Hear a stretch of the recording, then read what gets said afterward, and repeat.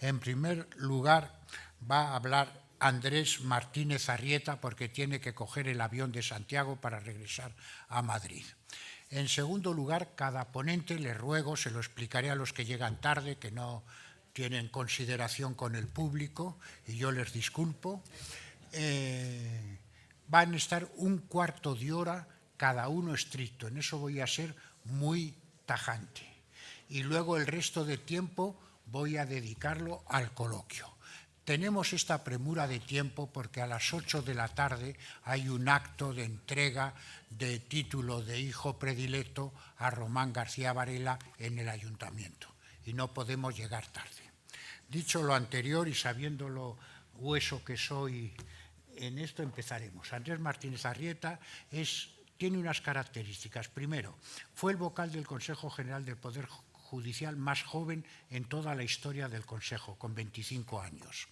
Fue letrado del gabinete técnico de la Sala Segunda del Tribunal Supremo, que yo coincidí en mi época de 2 años en la Sala Segunda del Tribunal Supremo, y puedo decir que es un jurista, porque me consta, he trabajado con él y lo sé, no es que lo haya oído.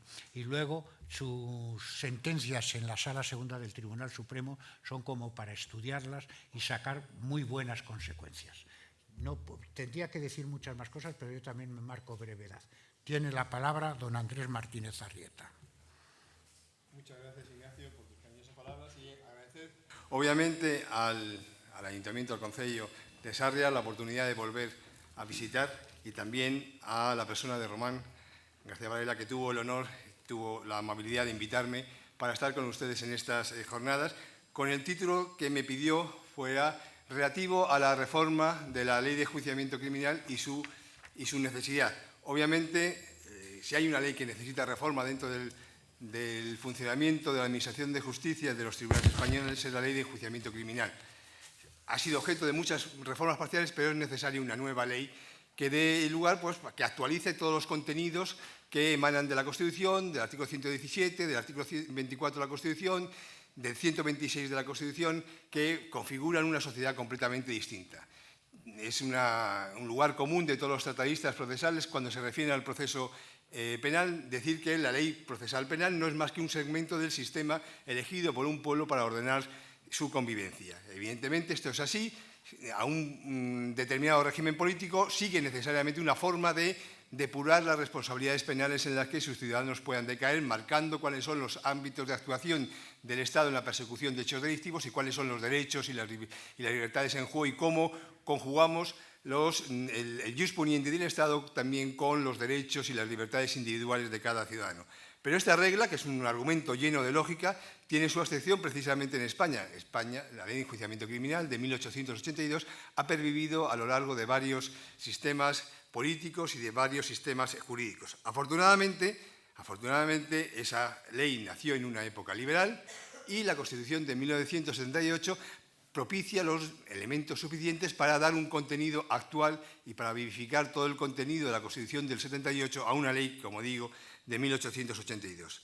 Se ha dicho, y estoy absolutamente de acuerdo, que con solo el artículo 24 se podía hacer un código procesal. El artículo 24 de nuestra Constitución, en sus 2 párrafos, contiene los elementos esenciales para configurar, pero es necesario darle un contenido más concreto para evitar los problemas que se están dando de inseguridad jurídica. Ciertamente, los tribunales han interpretado las normas de la Ley de Enjuiciamiento Criminal, actualizándolas de acuerdo a la Constitución, pero esa interpretación, esos preceptos necesitados de interpretación, gracias a la jurisprudencia del Tribunal Supremo y también, evidentemente, y sobre todo en sus primeros años, a la jurisprudencia del Tribunal Constitucional, se ha actualizado todo ese cuerpo normativo de una ley, como digo, de 1882.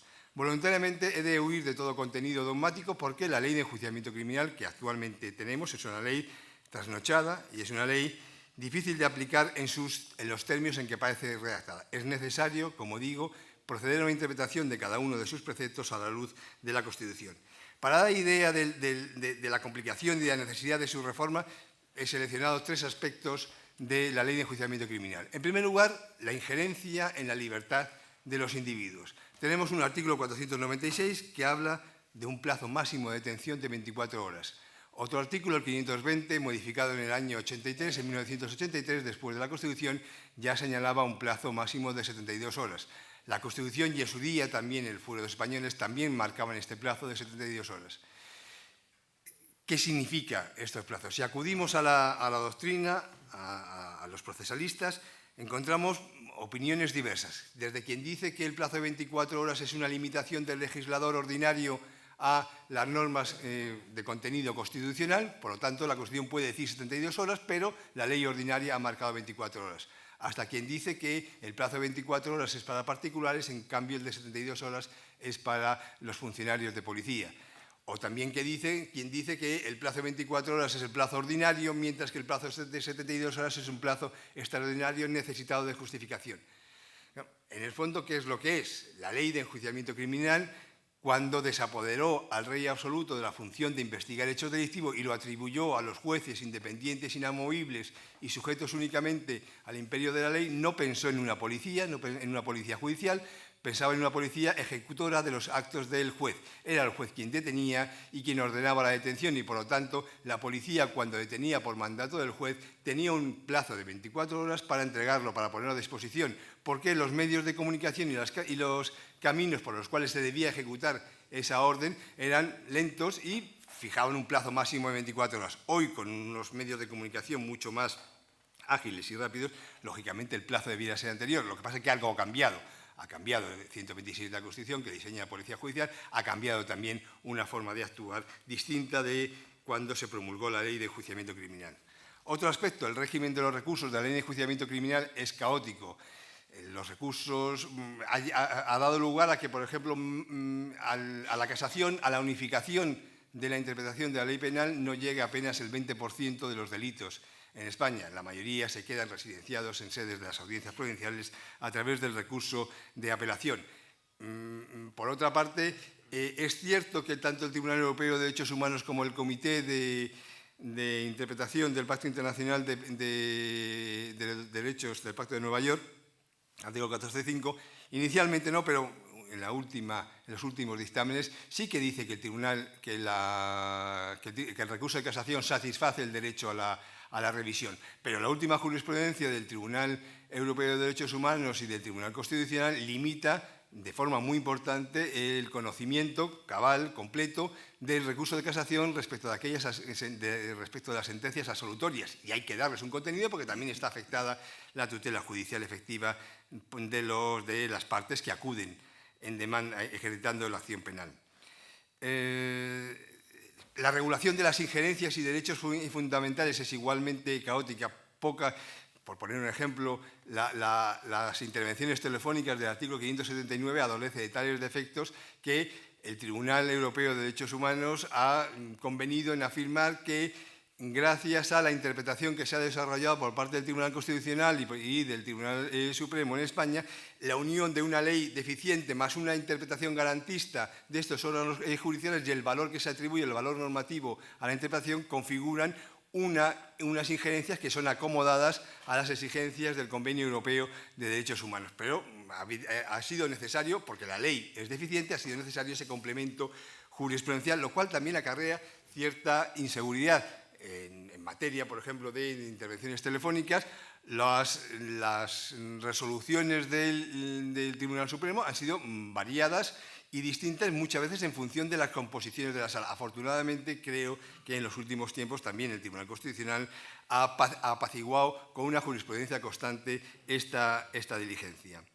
Bueno, lo anterior no es más que ejemplos de una necesidad de reforma de la Ley de Enjuiciamiento Criminal, y sí que me quiero detener especialmente por considerarlo más mediático y más noticiable el aspecto de la instrucción y del órgano que encargada de su realización.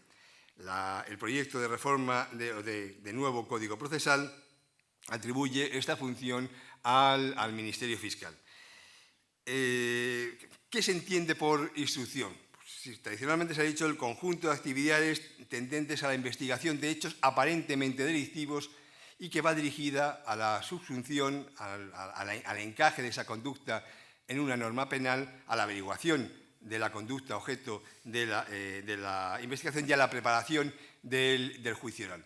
Decía esta mañana el presidente de la Sala Segunda la diferencia dentro de la instrucción entre actos propiamente jurisdiccionales y actos de investigación, reservando para los primeros una función judicial, por ser actos jurisdiccionales, y para los segundos una función puramente administrativa, que puede ser encargada perfectamente a la policía o, en su caso, al Ministerio Fiscal.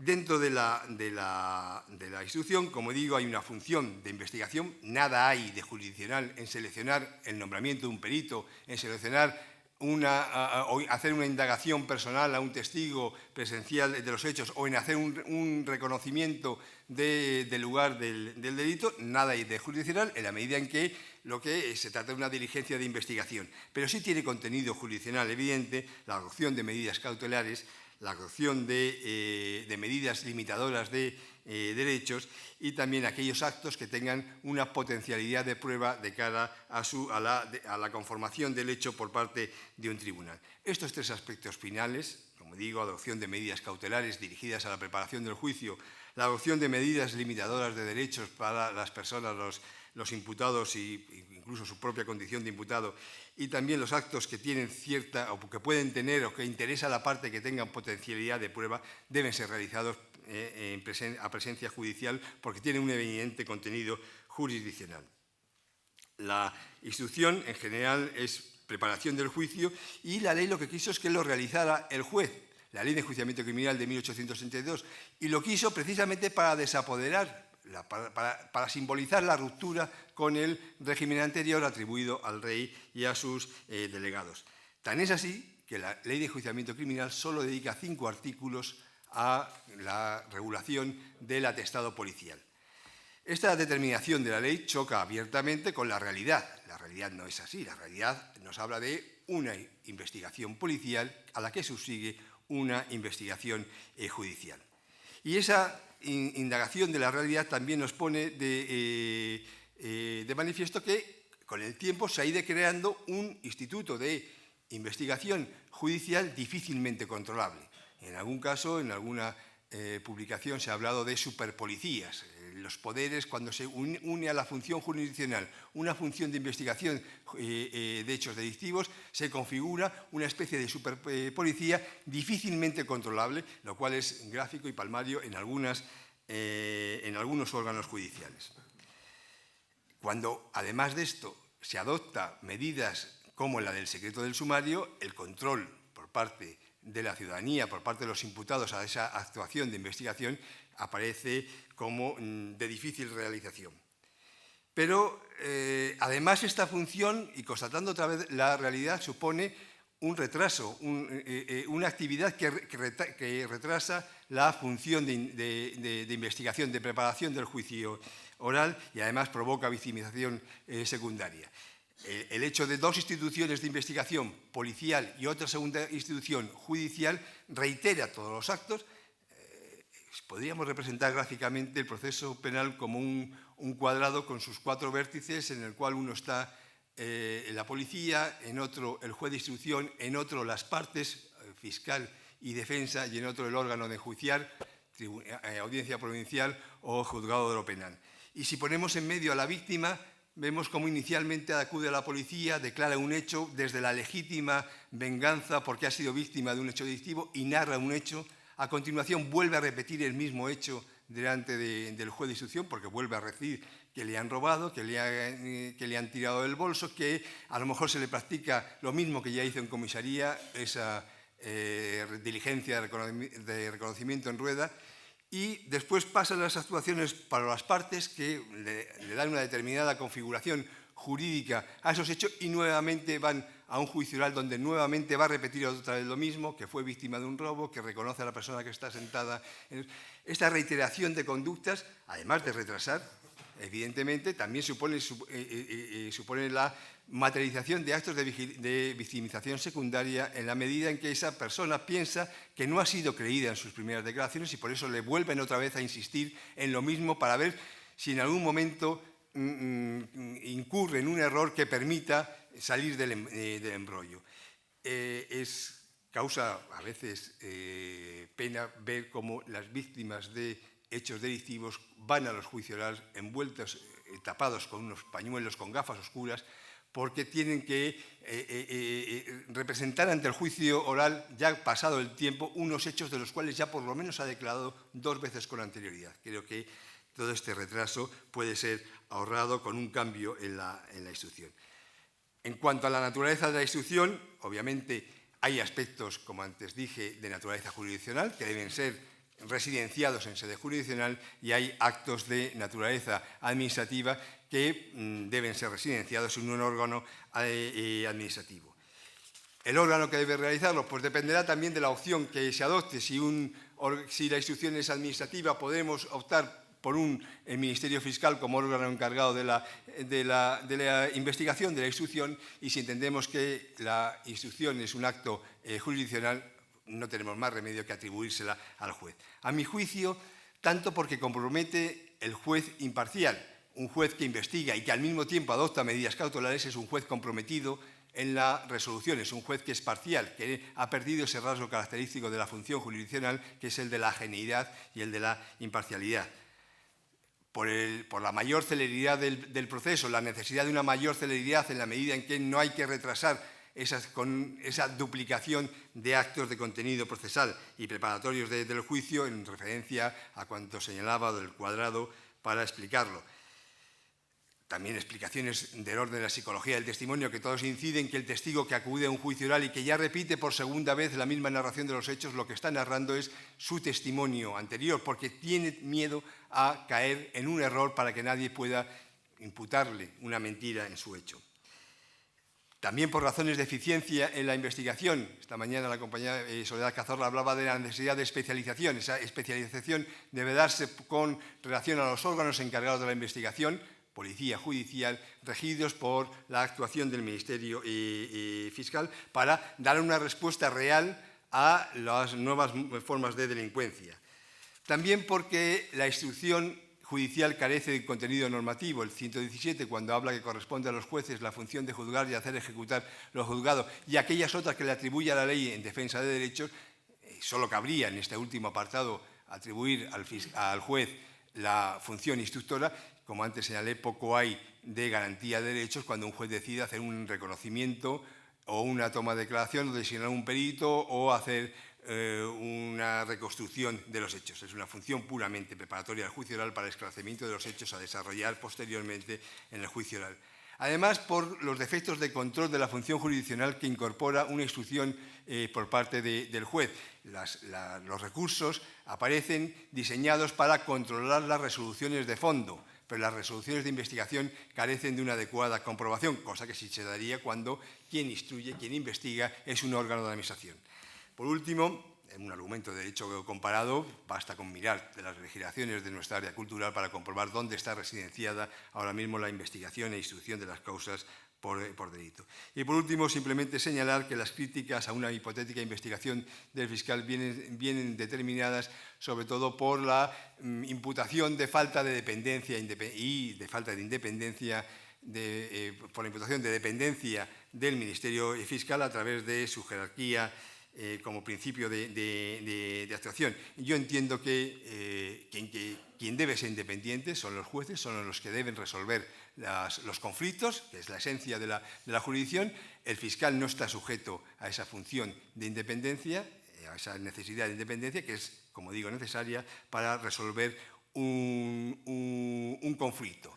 El fiscal, como órgano de la administración que desarrolla la política en un momento determinado, la política criminal, tiene a través del principio de interdicción de la arbitrariedad, del artículo 103 de la Constitución, cuando dice que la Administración actúa al servicio de los intereses generales, y el más específico de observancia del principio de legalidad que informa la actuación del principio de actuación del Ministerio Fiscal, conforma las garantías necesarias para que desarrolle su función con la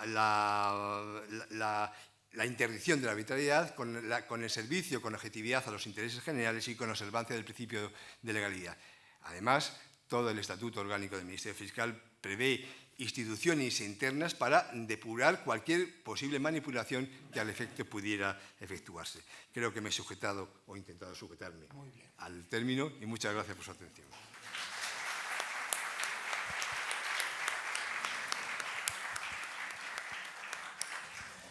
Ha cumplido perfectamente el tiempo marcado y eso nos congratula. Vamos a ver. Don Joaquín Jiménez García es magistrado de la Sala Segunda del Tribunal Supremo.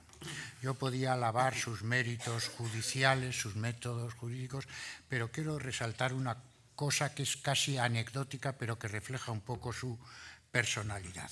Joaquín y yo nos conocemos hace muchísimos años y él, cuando era presidente de la Audiencia Provincial de Bilbao, que lo fue de 1992 a 1998 y antes de San Sebastián del 1986 a 1992, cuando se desarticuló uno de los comandos más sanguinarios de ETA, entre los planes que tenía era secuestrar al presidente de la Audiencia para tener una base para exigir la liberación de los presos de ETA. Ese presidente era Joaquín y todos nos alarmamos en la carrera judicial. Yo estaba entonces en el Consejo y llevaba el tema de los magistrados. Le llamé inmediatamente: hombre, Joaquín, ¿qué hacemos? Tú estarás y tal. Dije: mira, yo voy a seguir lo mismo, voy a seguir mi trabajo, voy a poner las mismas sentencias y por lo tanto esto puede ser que me afecte o no me afecte, pero yo voy a seguir cumpliendo con mi obligación y con mi deber. Eso indica un poco la personalidad de don Joaquín Jiménez, que tiene la palabra con 15 minutos. Buenas tardes, muchas gracias. Bueno, esto es un buceo en el pasado, que ya felizmente pues, fue pasado. Y lo que yo sí invito a todos, puesto que tú ya me has dado la palabra, es que cada uno se autodetermine personalmente y con toda seriedad y haga lo que tenga que hacer, independientemente de que sea oportuno o inoportuno. Bien, yo voy a hablaros, me permitís un poco el tuteo y demás, porque bueno, yo ya bien soy viejo en esta plaza ya, por así decir. Para mí es un lujo venir aquí, porque esto, yo siempre digo que esto es un paraíso perdido o un paraíso encontrado o reencontrado, sobre todo para los que venimos de aquella Villa y Corte, que como Villa y Corte es, pues no faltan cortesanos y villanos a veces. Bien, voy a hablar del tema del indulto, que es un tema que ha saltado a los medios de comunicación recientemente. Era un lugar que ahí estaba, una institución que ahí estaba, pero por hechos a los que luego me referiré muy de pasada, pues ha entrado en los medios de comunicación y de alguna manera en el punto de reflexión pues, de muchos ciudadanos. De una manera muy esquemática, voy a daros 3 referencias constitucionales, 2 referencias legislativas, unos casos concretos y una breve conclusión.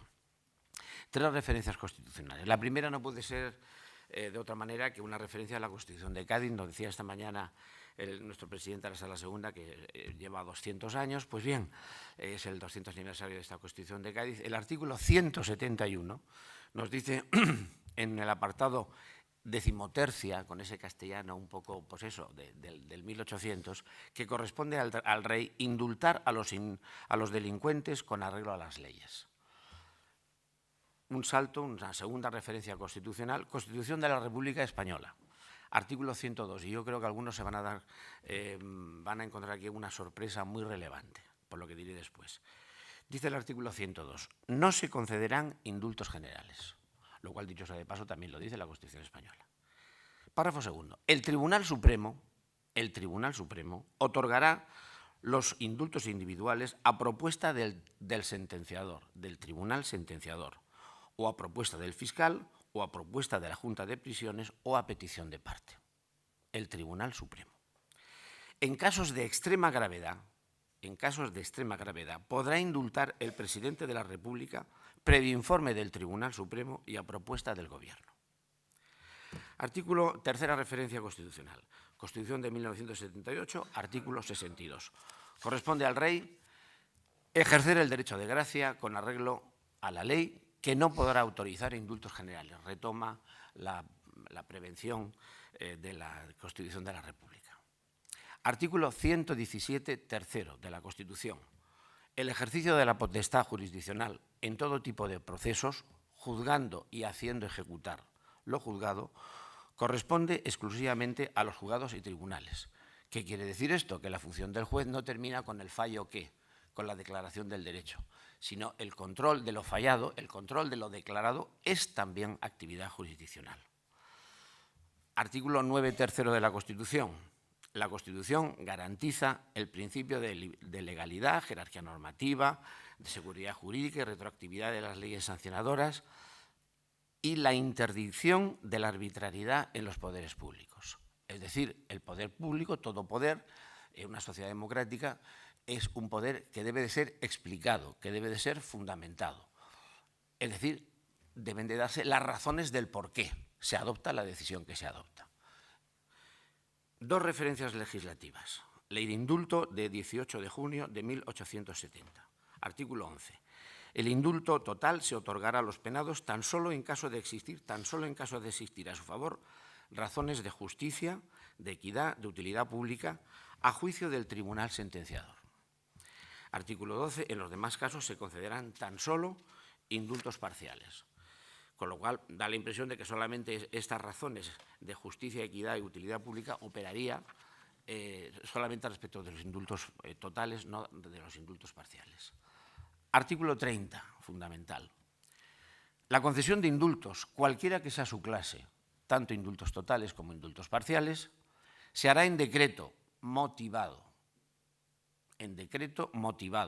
y acordado por el Consejo de Ministros, que se insertará en la Gaceta. En la Gaceta de Madrid, actualmente, Boletín Oficial del Estado. Ley de reforma de la Ley de Indulto, Ley 1/1988. Estamos ya en épocas muy recientes, ¿eh? Bueno, 1988, anteayer, como el que dice, 14 de enero. Redacción actual del artículo 30, ese que decía que había en decreto motivado y acordado en Consejo de Ministros, que se insertará en la Gaceta. Bien, pues es una reforma que ha pasado bastante desapercibida precisamente hasta ahora. La concesión de indultos, cualesquiera que sea su clase, hasta ahora igual, se hará en Real Decreto, que se insertará en el Boletín Oficial del Estado. Que se insertará en el Boletín Oficial del Estado, donde la motivación desaparecida en combate. Se elimina la motivación, es un canto a la arbitrariedad. Las cosas hay que decirlas con claridad. Es un canto a la arbitrariedad, es decir, a que el Ejecutivo haga lo que quiera. Porque esa referencia a la justicia, equidad, utilidad pública, si no se motiva, pues es una palabra absolutamente hueca. Es absolutamente hueca. Evidentemente, esto está siendo cuestionado recientemente. ¿Por qué? Pues porque los indultos, en principio, sean motivados o no motivados, pero en cualquier caso, si no son motivados, con mucha razón, suponen un atentado al principio de separación de poderes. Corresponde al Poder Judicial juzgar y hacer ejecutar lo juzgado. Si después de declarar el derecho, el Ejecutivo, de una manera inmotivada, dice, sí, pero esto no se cumple, entonces, ¿para qué todo el proceso? ¿Para qué todo lo demás? Si de una manera inmotivada esta persona no ingresa en prisión, se le perdona y a la calle. Bueno, a la calle o ni ingresa en prisión.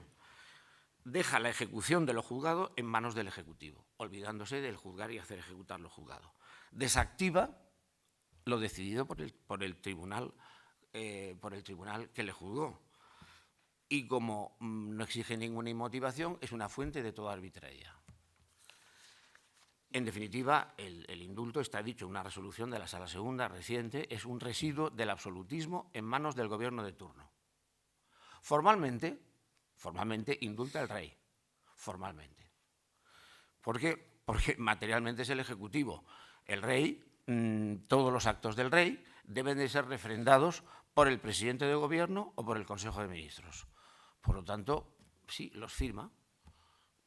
Es una contradicción, es un residuo un poco formalista, es pues una aparente contradicción también como el que aparece en todas las sentencias, en virtud del principio de soberanía popular o por el pueblo español y en nombre del rey. Si el poder de juzgar es en nombre del pueblo español, pues evidentemente pues también tendría que ser, pues si no hago la Constitución, en nombre del rey. Pero bueno, en cualquier caso lo que es evidente es que es una patente fuente de arbitrariedad. ¿Es un riesgo esta patente fuente de arbitrariedad? No, no es un riesgo, es una realidad. Es una realidad. Ha sido una realidad, está siendo una realidad. Asunto Alfredo Pérez, director de Banesto, condenado por falsa denuncia por una sentencia confirmada por el Tribunal Supremo 22 de febrero de 2011.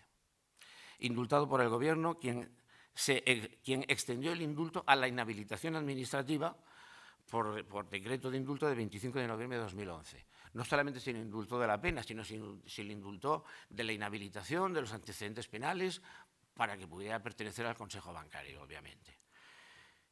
Por primera vez se planteó un recurso ante la Sala Tercera del Tribunal Supremo, en la que se dijo que el Gobierno se había excedido, es una sentencia muy reciente de la Sala Tercera, se había excedido al declarar nula la inhabilitación, al admitir que el indulto abarcaba también a la inhabilitación administrativa, porque había habido una evidente extralimitación. Con motivo de este indulto se planteó incluso una querella que se declaró inadmitida por la Sala Segunda, una querella contra el anterior presidente de Gobierno, el señor Zapatero, y contra el ministro de Justicia, Camaño, por la concesión del indulto. Fue inadmitida por auto del 2 de octubre del 2012. La querella se presentó por una asociación, Acción Popular, por una posible comisión del artículo de prevaricación del artículo 404 del Código Penal. Se inadmitió, pero con una motivación en la que venía a decir pues, que estábamos ante una institución arcaica que tenía difícil encaje en una sociedad democrática, que era un residuo del absolutismo y que se exigía una evidente modificación urgente. Segundo asunto, el asunto de los Mossos de Escuadra condenados por delitos de tortura e integridad moral, sentencia confirmada también por el Tribunal Supremo. También se acordó por acuerdo de 29 de noviembre del 2000, fueron condenados por sentencia 1246-2009 y fueron indultados por el Gobierno. Este indulto fue también muy cuestionado en los medios de comunicación y motivó un manifiesto que el nombre era muy significativo, el indulto como fraude, que fue firmado por 200 jueces en ejercicio españoles.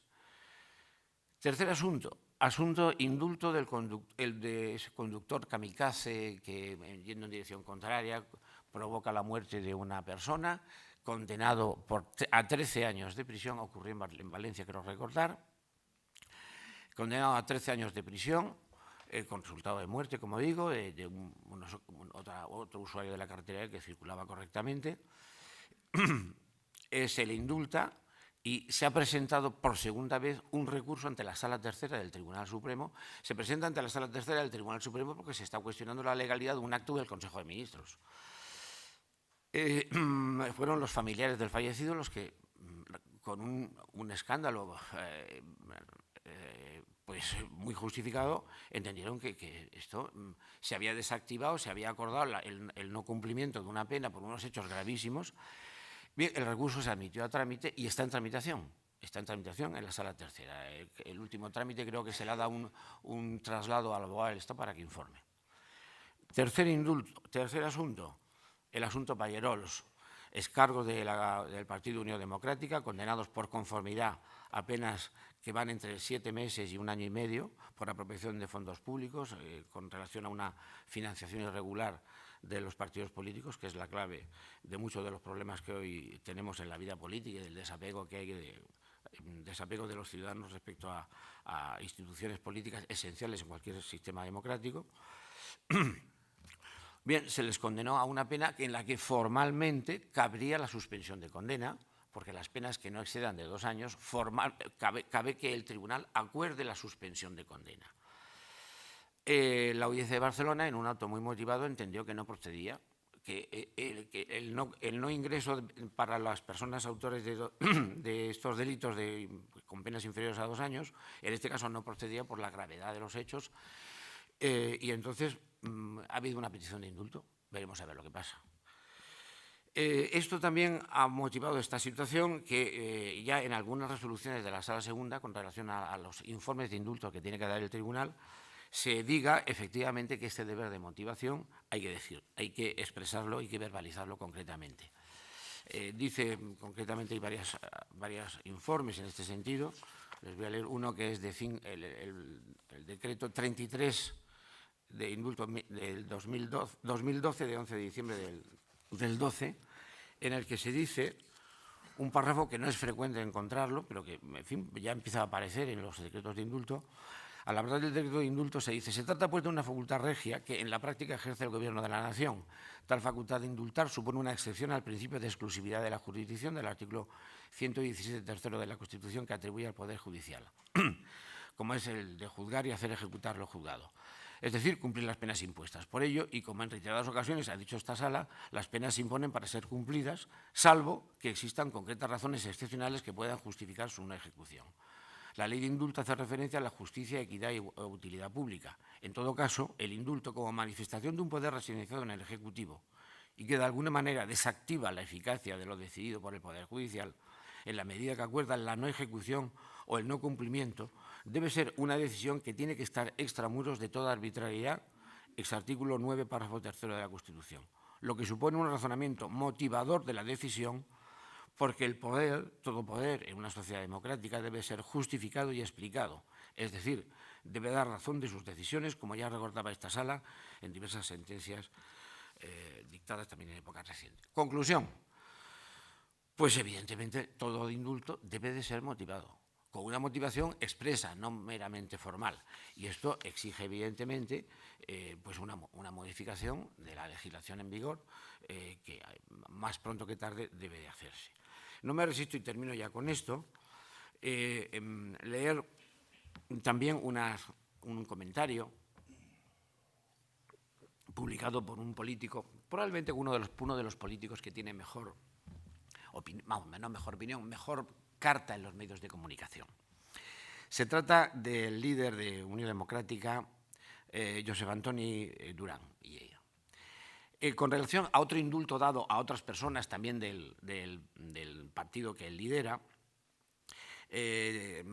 manifiesta en una carta, en un escrito que publicó en no sé en qué diario de Barcelona, porque yo he recogido esto del diario El País. Dice que muestra la satisfacción porque el Gobierno haya indultado, pues concretamente a José María Serviche y Víctor Lorenzo Acuña.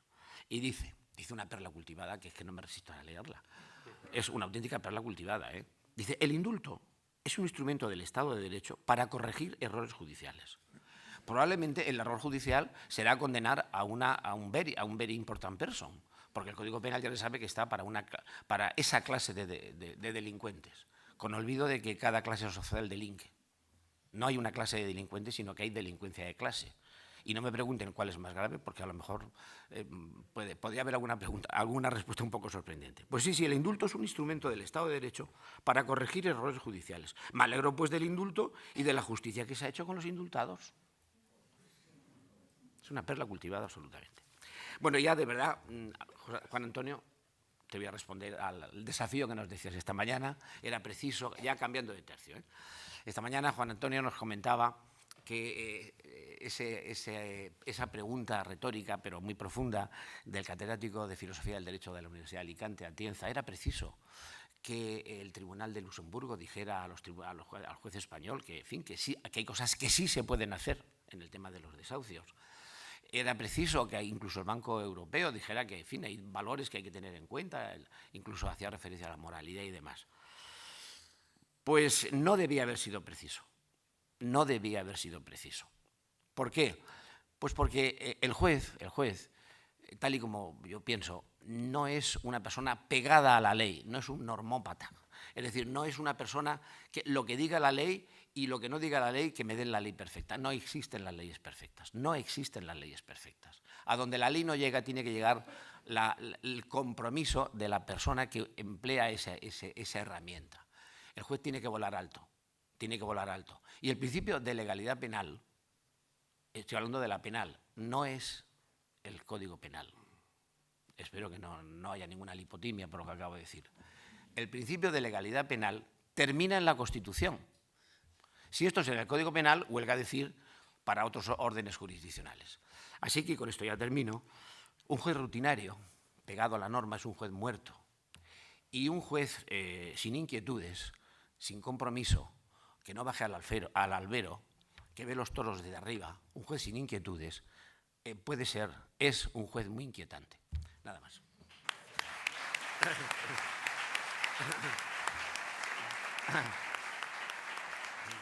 Bueno, no aplaudí tanto.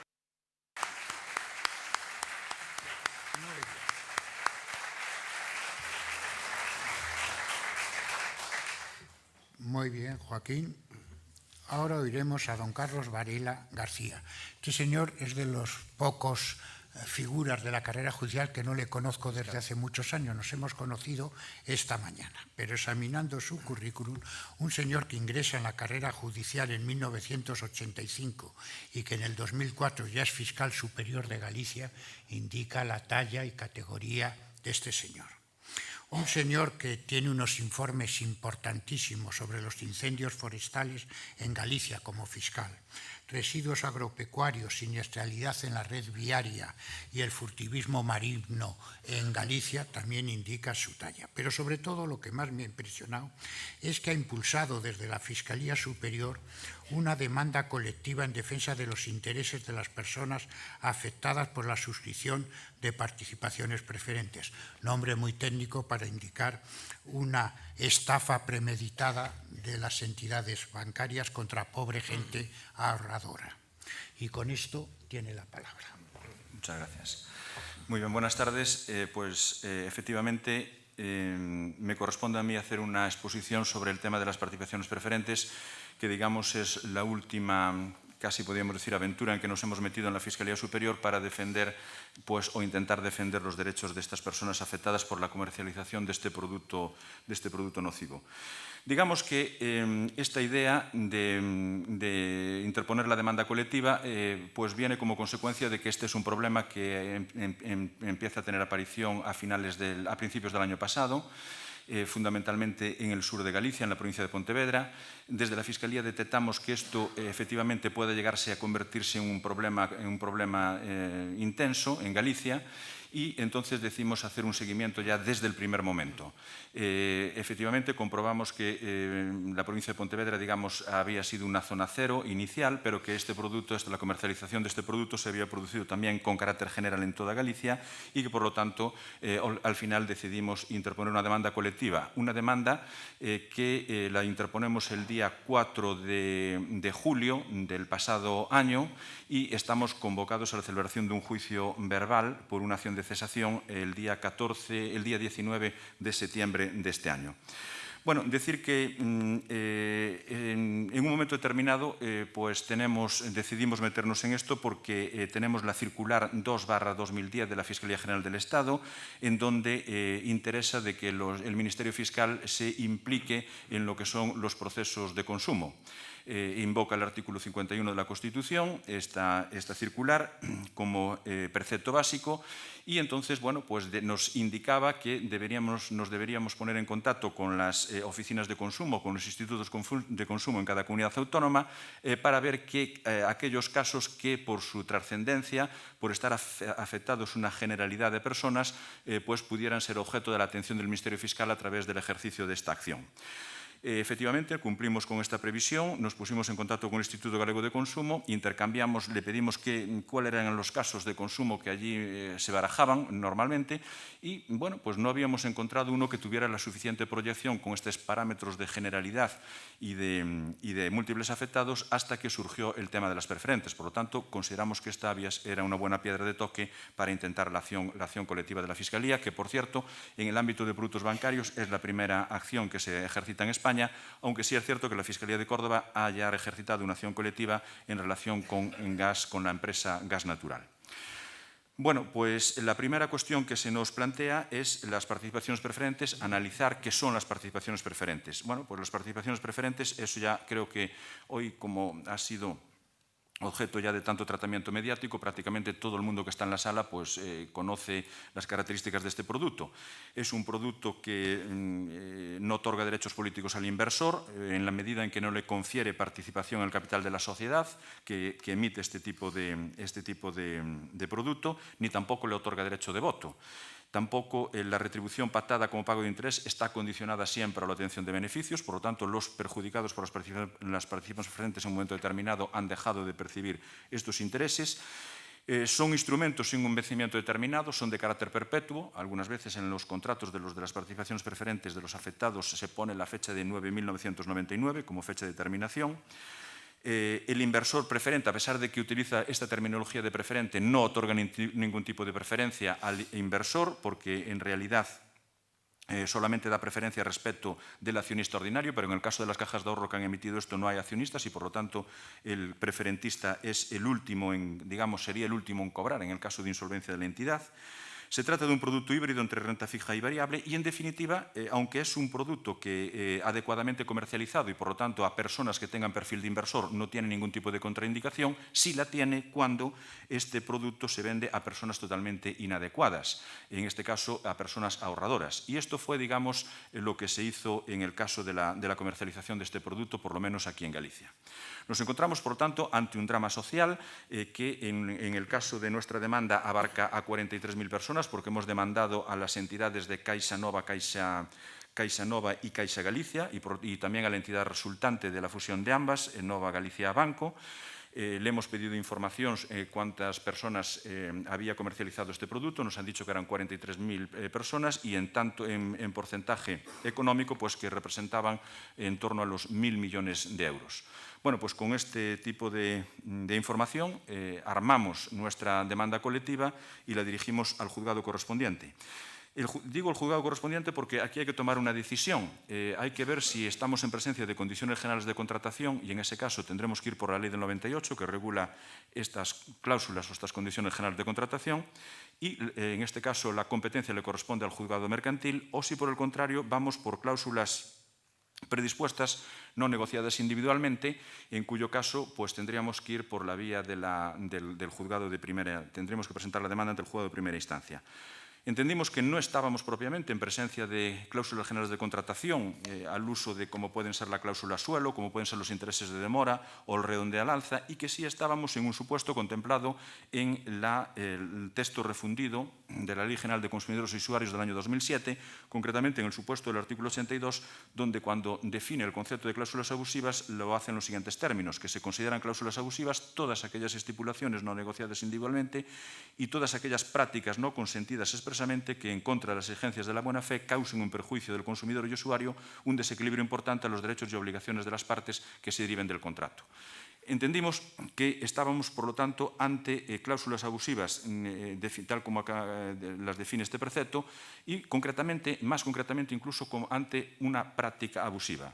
Porque si contemplamos desde el punto de vista individual lo que están contemplando también las sentencias que le están dando razón individuales, que le están dando la razón a los preferentistas, efectivamente ahí hay un vicio del consentimiento, pero cuando ese vicio del consentimiento lo vemos multiplicado por 43.000 veces, pues entonces lo que vemos ahí es algo más. Tenemos una perspectiva global y lo que vemos es una cierta maldad o una cierta, operación orquestada para capitalizarse las entidades financieras y lo que vemos ahí en definitiva es una práctica abusiva. Y decimos que es una práctica abusiva porque la comercialización de este producto, como dije anteriormente, se hizo a un perfil de inidóneo, a un perfil de cliente inidóneo, pero se utilizó toda la infraestructura de las cajas porque le era muy fácil, por lo tanto, recabar esta capitalización. ¿Por qué tenían que las cajas hacer esta recapitalización? Bueno, porque en este momento necesitaban, por las exigencias de Bruselas, necesitaban tener unos ratios de solvencia. Estos ratios significaba tener un cierto nivel de core capital o lo que era un capital de alta calidad. Entonces, la forma de obtener este capital pues, se entendió que era obtenerlo ya de una manera fácil a través de sus propios depositantes, utilizando toda su red de oficinas, toda su red de directores y, por lo tanto, consiguiendo estas ratios que le eran exigidas por Bruselas. Por cierto, que después, a partir del 1 de enero de 2013, este tipo de capitalización, esta fórmula de capitalización a través de productos híbridos fue totalmente desaconsejada, incluso pues no computó a los efectos de las ratios a las que me estoy refiriendo de capitalización. Debo decirle también que en este caso las entidades estaban convencidas, o así lo entendemos, desde el punto de vista de que nos hemos hecho con el argumentario que se le daba a los directores de las mismas para la comercialización de este producto, y entonces había un problema. Los directores nos han dicho, algunos de ellos hemos hablado con ellos, nos han dicho que incluso ellos no sabían muy bien qué producto estaban vendiendo. De hecho, lo vendieron a familiares, lo vendieron a amigos. Hoy en día ellos mismos tienen grandes problemas en la relación social con estas personas, puesto que le reprochan el haberle vendido este producto. y verse cautivos y ver cautivos los ahorros de toda una vida de trabajo por parte de las personas afectadas, y algunos de ellos incluso se nos han, con la finalidad de reivindicarse, pues se nos han ofrecido a venir de testigos al juicio para contar efectivamente cómo por parte de los jefes territoriales se les presionaba para comercializar el producto, y cómo también a los jefes territoriales había una dirección por encima, una dirección comercial que también utilizaba este mecanismo de presión. Pero lo que llama la atención también es que muchas veces las propias entidades no entendían muy bien o no interpretaban correctamente la situación en la que estaba ese mercado. Estamos ante la crisis que aparece en el 2007, se manifiesta en agosto del 2008 y, por lo tanto, sorprende mucho cuando se les dice que incluso en estos casos que funcionaba un mercado secundario, ese mercado secundario en un momento determinado tenía liquidez, que era un mercado interno que tenían las propias cajas, por lo tanto, si un jubilado, por ejemplo, quería obtener liquidez, no había ningún problema porque lo obtenía inmediatamente, dado que ese producto rápidamente se le colocaba a otro jubilado. Estas eran las instrucciones que se emitían por parte de las cajas. Pero cuando este mercado secundario dejó de funcionar como consecuencia de la crisis económica, pues lógicamente no hay liquidez y por lo tanto los afectados se dan cuenta de que tienen cautivos sus ahorros. Pero me interesa leer un párrafo que contiene este argumentario, porque cuando se hace la pregunta ¿habrá problemas de liquidez en el mercado para recuperar la inversión? Entonces la caja aconseja: la liquidez se soportará en la permanente generación de órdenes de compra por las oficinas, de tal manera que exista en todo momento demanda que permita hacer líquidos nuestros valores. Además, aunque el mercado secundario donde cotizan este tipo de títulos mantenga la actual coyuntura de escasa liquidez, Caixa Galicia garantiza a sus clientes la liquidez de los títulos. La emisión incluye un contrato de liquidez suscrito con la Confederación Española de Cajas de Ahorros en las condiciones que figuran en el folleto aprobado por la Comisión Nacional del Mercado de Valores. Es decir, que se estaba diciendo a la gente y se le estaba informando de que, sean cuales sean la situación en la que se encuentre el mercado, nosotros tenemos este producto, aunque el mercado interno nuestro no funcione correctamente, siempre habrá, por lo tanto, una garantía que permitirá convertir los depósitos en liquidez a los ahorradores. Bueno, lo cierto es que a estas personas, que efectivamente al final eran ahorradores, no tenían el perfil de inversor, y lo que se le hizo fue convertir, ellos eran acreedores en la medida en que eran ahorradores y tenían un depósito, eran acreedores de la entidad bancaria. Una vez que este producto se les convierte en inversores con la comercialización de este producto, lógicamente ellos siguen la misma suerte de la entidad en el caso de insolvencia y, por lo tanto, hoy se ven atrapadas en esta situación.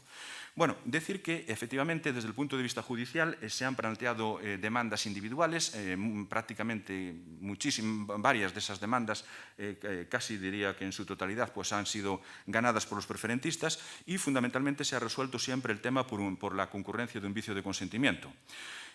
Yo tengo aquí una guía donde me he leído unas cuantas demandas y he visto que más o menos la argumentación que se utiliza es siempre la misma. Por lo tanto, la pregunta es, si estamos ante un producto, ante unas mismas circunstancias de hecho, la comercialización de este producto, y ante una misma relación jurídica contractual básica, en la comercialización, efectivamente, de la comercialización de este producto financiero, si necesitamos 30 o 40.000 sentencias que digan todas lo mismo. ¿O no será mejor tener una sentencia que derive de una acción colectiva y que afecta a 40.000 personas? Entonces, ahí es donde funciona el concepto de economía procesal. Y, por lo tanto, la economía procesal permitiría que, a través de una acción colectiva de las características que ha ejercitado la Fiscalía, pues hubiera una respuesta a todo lo que tiene un patrón común, a todo lo que responde a un perfil de ahorrador y que se basa, por lo tanto, en las mismas circunstancias de hecho. En definitiva, lo que se trataría, y a todos los afectados por el mismo producto, es decir, lo que se trataría, por lo tanto, sería de reunir en un único proceso a todos los afectados por el mismo hecho o por la misma conducta, sin necesidad de que se constituyan todos ellos en parte procesal. Este es el planteamiento que hemos hecho, lo hemos encasillado a través de la figura, como dije anteriormente, de la práctica abusiva, porque entendemos que efectivamente ha existido una práctica abusiva. La acción de cesación que pensamos ejercitar alegaremos esa práctica abusiva, por lo tanto que esa práctica abusiva todavía no ha cesado en la medida en que sus efectos siguen vigentes, por eso estos ahorradores no pueden disponer de sus depósitos y que consiguientemente pues, se produzca la nulidad de esa práctica abusiva, se declara la nulidad de esa práctica abusiva, que cese esos efectos y que lógicamente se le restituyan sus depósitos a los ahorradores. Tenemos, digamos, una diferencia de interpretación respecto del juzgado de primera instancia al que le ha caído este asunto, porque nos ha preguntado si íbamos por condiciones generales de contratación, cuando le hemos dicho no vamos por condiciones generales de contratación. En condiciones generales de contratación se le dan al Ministerio Fiscal una acción de cesación dirigida a obtener una sentencia que condena al demandado a eliminar de sus condiciones generales las que se reputen nulas y además que pueda añadir una acción de devolución de cantidades e incluso una acción de indemnización de daños y perjuicios. Como dijimos que no íbamos por ahí, que íbamos por el texto refundido de la ley de 2007, curiosamente en este texto refundido solo se pone que se concede al Ministerio Fiscal una acción de cesación y no añade las otras dos. Entonces, haciendo una lectura para nosotros estrictamente literal, el juzgado pues, ha dicho que solamente estamos legitimados para una acción de cesación, pero estamos hablando de una legislación que es la legislación de consumo, que comprende, por lo tanto, la Ley de Condiciones Generales de Contratación y comprende también el texto refundido del 2007 y que creemos que una interpretación integral o conjunta de ambas normas debería permitir a la Fiscalía ejercitar ambas acciones. Hemos recurrido a la Audiencia Provincial ha rectificado el criterio del juez de primera instancia y nos encontramos, pues, por lo tanto, ante esta situación en la cual, y ya remato con esto, pues lo que pensamos es, en fin, aplicando toda esa doctrina emanada de diversas sentencias ya del Tribunal de Justicia de la Unión Europea ya desde hace un año y que culminan con la de las ejecuciones hipotecarias de marzo del 2013 e incluso con la que recoge desde hace 20 días, con la que salió hace 20 días del Tribunal Supremo, pues intentar decir que se declare de oficio también la nulidad, es decir, que el juez declare que hubo una práctica abusiva, que los efectos de esa práctica abusiva siguen vigentes y, por lo tanto, que procede declarar la nulidad. Esto es lo que intentamos hacer y a ver si lo conseguimos, pero en todo caso también hemos observado que tenemos un proceso civil totalmente inidóneo para ventilar este tipo de cuestiones. Es decir, nuestro proceso civil está pensado con una estructura del pleito de Ticio contra Cayo, pero ni el juicio verbal ni el juicio ordinario creo que no son absolutamente idóneos para ventilar procesos en los que están comprometidos un gran número de personas, en los que pueden intervenir un elevadísimo número de personas y con una voluminosa documentación. Por lo tanto, este es nuestro planteamiento. Hemos leído que tenemos ahí como referentes para ese nuevo proceso las acciones de clase del derecho norteamericano. Tenemos incluso un país como Brasil, que en el año 1985 crea la acción civil pública, en donde legitima al Ministerio Fiscal para actuar en todos los procesos superindividuales, sea colectivos, sea por intereses difusos o sea por intereses individuales homogéneos, y creemos que eso es el futuro que tenemos que esperar de nuestro sistema procesal. Por lo tanto, aquí se decía que hay que reformar el proceso penal, pero yo creo que también hay que reformar el proceso civil y podemos aprovechar la oportunidad para hacerlo. Muchas gracias. Muy bien. Muy bien, muy bien.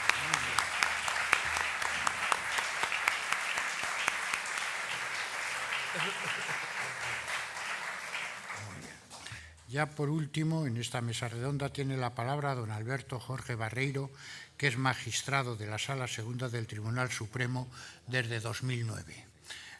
Alberto Jorge Barreiro lleva 33 años ininterrumpidos dedicado a la jurisdicción penal. Es su fama, y no exagero porque se comenta en los círculos judiciales, que es una de las mejores cabezas penalistas que hay no solo dentro de la carrera judicial, sino fuera, comparable con catedráticos, profesores, abogados. Es una figura del derecho penal. Ha sido profesor titular, ha sido profesor de la Escuela Judicial, ha trabajado en la Universidad de Alcalá de Henares y ha trabajado en la Facultad de Derecho de la Comunidad Autónoma. Tiene la palabra don Alberto Jorge Barreiro. Bueno, agradezco las palabras del presentador, sin embargo, yo creo que se podrían eliminar o suprimir y se las agradezco por la amistad que nos une desde hace muchos años. En segundo lugar, quisiera agradecer el que me hayan propuesto para estar en esta mesa redonda y venir a esta localidad a la que me unen dos vínculos. Un primer vínculo es el que soy gallego, de Santiago de Compostela, y además ejerzo como gallego. Y en segundo lugar, es que un hermano mío está casado con una familia y viene aquí todas las Navidades, Semana Santa, etcétera, y por lo tanto hay un segundo vínculo familiar con esta con esta hermosa localidad. Dicho esto, vamos a entrar en materia. Me han propuesto que diga unas palabras sobre los delitos de organización, en concreto sobre la criminalidad organizada y sobre la reforma que ha habido recientemente sobre esta materia. Todos sabemos o conocemos los delitos de organización a través del cine. Todos vinculamos, en cuando nos hablan de organizaciones criminales, lo primero que se nos va a la cabeza pues, es a la mafia, a las organizaciones delictivas italianas, ya sea la Camorra, ya sea la 'Ndrangheta de Reggio Calabria, ya sea la propia mafia siciliana. Eso en cuanto a Italia, que digamos que es la cuna de la organización delictiva en cuanto al conocimiento común. En cambio, en otros países conocemos las organizaciones criminales a través de otras consecuencias. En España tenemos el tema del terrorismo, como también han tenido en Inglaterra y en otros países, y en cambio en otros terceros países extranjeros se fijan más en el delito de corrupción, en los delitos económicos, financieros, etc. Digamos que cada país tiene su problema con el crimen organizado. La reforma, voy a intentar ser lo más claro posible dentro de la complejidad del tema, porque ya he comprobado que el público es variado y hay especialistas en derecho, pero también hay personas que son desconocedoras de los problemas jurídicos de fondo. La reforma, para expresarnos claramente, de 22 de junio del año 2010 tiene una finalidad fundamental y es castigar estas organizaciones criminales en cuanto a organización. Vamos a ver, los penalistas y los que ejercemos como jueces en el ámbito penal sabemos que los delitos y los perjuicios que causan los delitos cabe atajarlos de dos formas. Cabe atajarlos cuando el daño ya se ha producido o cabe atajarlos a través del peligro que se avecina por las conductas que en principio todavía no son dañosas para el ciudadano. Hoy en día, en el derecho penal moderno, se anticipa al derecho del daño el derecho penal del peligro. Entonces, se castiga ya cuando se ve o se prevé que se va a cometer el delito por las estructuras que están operando, por el tipo de conductas que se están realizando o por la cercanía del peligro al daño. Bien, lo que se ha hecho en esta reforma del año 2010 es punir o castigar estas organizaciones criminales como organizaciones de tipo delictivo específico y que se hace con ellas, pues dice, bueno, vamos a condenar, no vamos a esperar que cometan un delito fin. El delito fin sería matar, secuestrar, organizar un gran fraude a nivel general o a nivel más concreto. No vamos a esperar ni el daño económico, ni la muerte de una persona, ni otro tipo de delitos fines de resultados. Si la organización se constituye ya con el fin de cometer un delito, vamos ya a castigar el hecho de la organización en sí.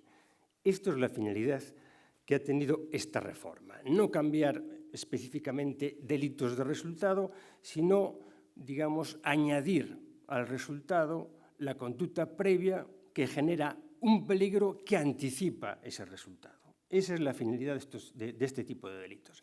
¿Y cómo se anticipa esto? Esto se anticipa de dos formas, o castigando meramente el peligro, lo vemos con el tráfico pues, todos los días, no se necesita a veces que haya un accidente de tráfico, sino que una conducción temeraria ya es suficiente para castigar a un señor que todavía no ha atropellado a nadie. Aquí pasa exactamente igual. No se necesita que una organización cometa un delito determinado, sino que se castiga ya la existencia de la propia organización. Y esta es, digamos, la finalidad fundamental que tiene esta reforma. ¿Y cómo se anticipa el castigo antes de que se produzca el resultado? De dos formas, o penando el riesgo o creando bienes jurídicos supraindividuales o colectivos.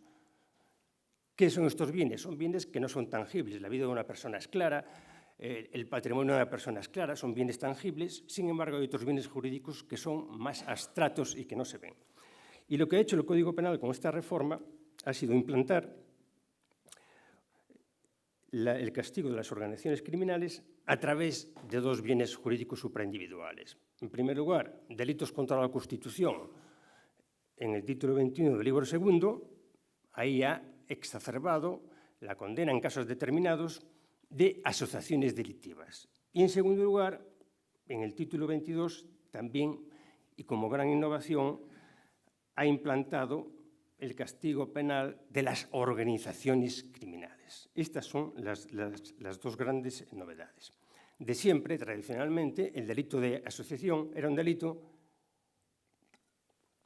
que existió en el Código Penal ya desde el año 1822, pero el delito de asociación ilícita, que no es exactamente lo mismo que el delito de organización criminal, que es el que ha implantado esta reforma, el delito de asociación ilícita tenía como fin fundamental el castigar, en cierto modo, en el siglo XIX, de los años 1822 en adelante, un poco las asociaciones que se consideraban ilícitas políticamente.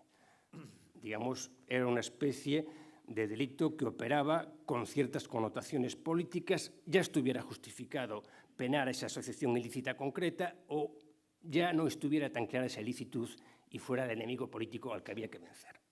Este delito que está en el Código Penal, en el 515, se sigue manteniendo ahora, lo que pasa que ha quedado, digamos, como un delito más reserva ante la relevancia que ha adquirido los nuevos delitos del 570 bis, 3 y 4. Estos tres artículos del 570, innovados ahora, son los que castigan las organizaciones criminales en cuanto a tal organización criminal. Han creado también la posibilidad de condenar separadamente, que ya existía antes en el Código Penal como asociación ilícita, que era prácticamente la única asociación ilícita que se castigaba, eso y las guerras urbanas, las bandas urbanas de Latinquín, Nietas, etcétera, que hay en Madrid. Para esos dos delitos se aplicaba la asociación ilícita, que se considera que no es un delito suficientemente autónomo, suficientemente con connotaciones específicas de organización para ser castigados esta nueva delincuencia de tipo organizado. Por lo tanto, tenemos, por un lado, asociaciones ilícitas, que siempre ha existido como delito y que ahora, digamos, pasa a un segundo término, y ahora tenemos, por otro lado, los delitos de organización delictiva, que a su vez tienen un segundo escalón con los grupos organizados delictivos, y en segundo lugar, pues tenemos el delito de terrorismo como delito aparte. Para que quede bien claro, la doctrina en general no considera delito de organización criminal ni el terrorismo ni el delito empresarial organizado. Como norma, no se admite esto en la doctrina. ¿Por qué? Porque el delito de terrorismo es un delito muy sui generis, que tiene fines políticos, ideológicos, etcétera, y en cambio los delitos de organización criminal tienen como fines fundamentales el fin de carácter económico, como vamos a ver enseguida. Dicho esto, es cierto que la anticipación de la aplicación de penas a este tipo de delitos ha dado lugar en el ámbito procesal a una crítica ya en los autores italianos que analizaron el tema de la mafia. Es el siguiente: se considera este delito de organización un delito procesal sirviente, le llamaron los italianos desde el primer momento. ¿Por qué? Porque cuando modificaron el artículo 416, mejor, innovaron el 416 bis del Código Penal italiano para castigar o para poder condenar los delitos mafiosos, ¿qué hicieron con esta organización? Pues iniciar investigaciones penales cuando no había indicios todavía de los delitos fines concretos, o sea, de los delitos de resultado que se buscaba averiguar. Entonces dijeron, bueno, una forma buena de anticipar una investigación criminal es operar con los delitos de organización como algo abstracto, y ahí empezamos a investigar y seguro que tirando del hilo aparecen los delitos de resultado concretos. Esto también es muy importante desde el punto de vista de los efectos procesales de esta clase de delito. Dicho esto, en la actualidad los delitos que son más propios de la organización criminal son tráfico de drogas, prostitución, inmigración clandestina, explotación sexual de menores y mujeres, turismo sexual, pornografía infantil, delincuencia económica, delitos societarios medioambientales, los medioambientales, fraudes fiscales, corrupción política, grandes estafas, blanqueo de capitales, falsificación de moneda, terrorismo y, como dije antes, en algunos casos se aplica la asociación ilícita también a tribus urbanas, neonazis y xenófobos. Bien, esto como norma general. Ahora vamos a entrar en el tema en concreto de qué se entiende por organización criminal. Para ello, digamos que el concepto de organización criminal se ha implantado en primer lugar en la Convención de las Naciones Unidas que se celebró en Palermo de los días 12 a 15 de diciembre del año 2000. Digamos que se celebró en Palermo como caso específico y curioso, puesto que Palermo, como todos sabemos, es la capital de Sicilia. ¿Qué sucedió con que esto se celebrara en Palermo? Pues que el concepto que dieron de organización criminal es un concepto muy económico en cuanto que se refirieron a los delitos que tuvieran por objeto un beneficio económico u otro beneficio de orden material. Y como otras dos características fundamentales, aparte de la pluralidad subjetiva, atendieron, que siempre serían de 3 o más personas, atendieron al carácter estructural y al carácter de la permanencia de la organización. Posteriormente, ya entramos en el tema de la Unión Europea, y la Unión Europea también implantó o propuso un concepto de crimen organizado en la decisión marco de 24 de octubre de 2008. Y también consideró los 4 caracteres que hemos dicho. En principio, aparte de la pluralidad de 3 o más personas, hizo referencia a que había que ver una estructura organizada, con más o menos jerarquía, pero que estuviese estructurada la organización criminal en concreto, que hubiese una permanencia en el tiempo y también volvió a insistir en lo fundamental que eran los fines lucrativos. Con estos antecedentes, se implantó ahora, en la reforma del año 2010, en el artículo 570 bis, el concepto de organización criminal, en el cual se dijo que quienes promovieren, constituyeren, organizaren, coordinaren o dirigieren una organización criminal serán castigados con una pena de 4 a 8 años. Como podemos ver, una pena de 4 a 8 años, independientemente, en principio, de la que se le pueda imponer por el delito fin que pueda cometer una persona. ¿Cómo se prevén o se atacan este tipo de delitos y qué bienes jurídicos pretenden tutelar? En principio, el Código Penal español tiene 3 formas de atacar los delitos de crimen organizado. La primera es penando cierto tipo de delitos que antes hemos leído por encima. La segunda, agravando un delito de este tipo normal con una pena más alta cuando lo hace o lo ejecuta una organización. Y en tercer lugar, lo que estamos viendo ahora, innovando con el castigo de la mera existencia de la organización criminal. La mera existencia de la organización criminal es suficiente para condenar a estas personas, en este caso, como hemos visto, de 4 a 8 años, si son los dirigentes de la organización, y de 3 a 6 en el caso de que no sean los dirigentes de la organización. Esto es el precepto, digamos, innovador del Código Penal. De todas formas, para que lo veamos más claro, en el precepto siguiente recoge el concepto de grupo organizado, que es un escalón inferior a la organización criminal. ¿En qué se distingue según el precepto siguiente? Que no vamos a leer porque es más árido para ustedes. Pues consiste en lo siguiente, que sigue existiendo 3 o más sujetos, también tiene una finalidad de cometer una serie de delitos de carácter grave y, sin embargo, ya no se considera imprescindible para el grupo organizado los otros 2 requisitos. La estructura organizativa que integra el grupo y tampoco que se extienda pues, un tiempo, digamos, dilatado para la ejecución de los distintos delitos que pueden llevar a cabo. Esta es la diferencia fundamental. De forma que tenemos, para que veamos un ejemplo y lo veamos más claro. Actualmente, podemos decir que en las conductas delictivas hay el siguiente escalón, empezando de abajo a arriba. La conspiración delictiva, que es cuando varias personas se reúnen para cometer un delito, pero todavía no han empezado a cometerlo. Lo único que hacen es acuerdan cometer un determinado delito. El segundo escalón es la codelincuencia, cuando 2 personas ya se reúnen para cometer un delito y ejecutan un delito entre varias personas. Es lo que existía hasta ahora y que, digamos, la concepción tradicional de la coautoría delictiva. Tercer escalón, de abajo arriba, los grupos criminales, que es la innovación del artículo 570 ter nuevo. En cuarto lugar, tenemos las organizaciones criminales, que son las que tienen ya una permanencia en el tiempo y una estructura organizada que permite, digamos, una mayor peligrosidad en la ejecución de los delitos. Y el último escalón que podemos contar son las redes criminales, como último escalón que aparece en nuestro Código Penal, en un artículo en concreto referido al tráfico de drogas en el artículo 370 del Código Penal.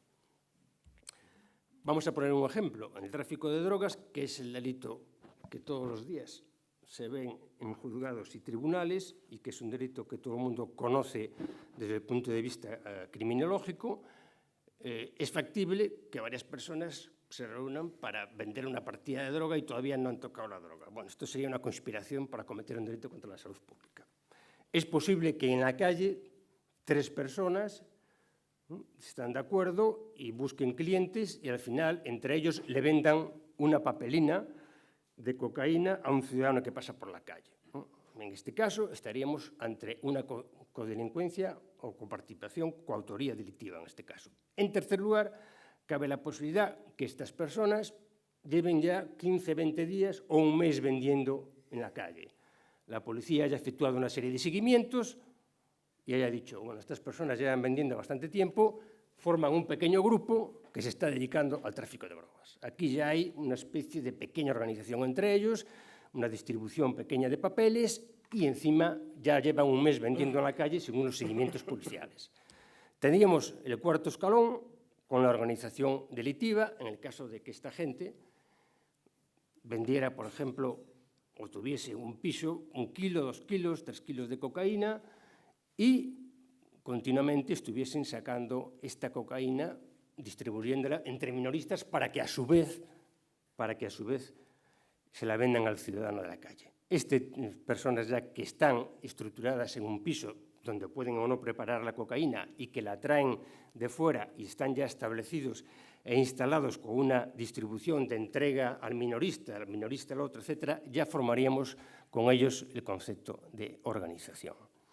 Y, en último lugar, la auténtica red delictiva de tráfico de drogas sería la organización criminal que puede estar en Colombia o puede tener una delegación importante en España y hace un tráfico internacional con cantidades importantes de cocaína, como pueden ser los barcos que se vienen cogiendo a veces en aguas